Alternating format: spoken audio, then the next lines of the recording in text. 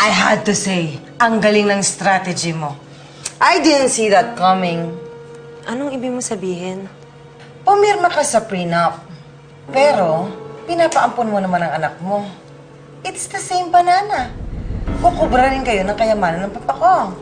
Hindi ko pinagplanuhan to, Stella, kung yun ang pinapalabas mo. Oh, really? I'm not convinced. Stella, wag mo nga akong baliktarin. Baka naman ikaw ang nakiusap kay Ivan para guluhin kami ni Ronron. What? Oh, ang galing ko naman. Nababasa ko isipan ni Ivan. Bakit hindi mo lang isipin na hindi kaya umiiral yung father instinct niya kay Ronron, kaya niya ipinaglalaban yung anak niya?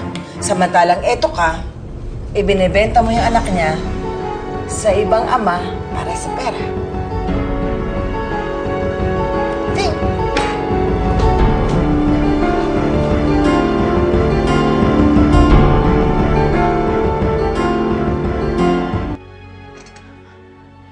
Can you please not work too hard, Allison? You know why? Iba naman ang pupuntahan niyang mga pinaghihirapan mo na yan eh. Doon sa anak ni Luisa na soon to be magiging legal son ni Papa, si Ronron. Is he adopting the boy? Aha.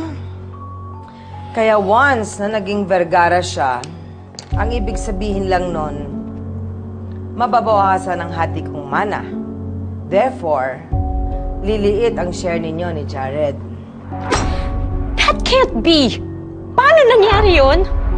Ayun ang gusto ni Papa eh, na tanggalan ng karapatan yung Ivan dun sa bata. So, it's your fault. Why me?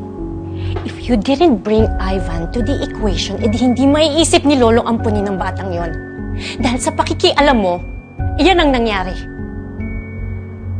Well, hindi pa naman tapos ang issue.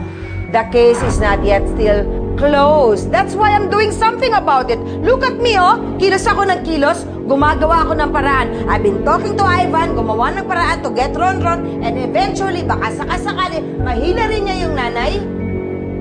So that's your plan. It's a better option. Kesa naman sa'yo, na work ka ng work, pinalalaki mo lang ang mamanahin ng sampid na yon.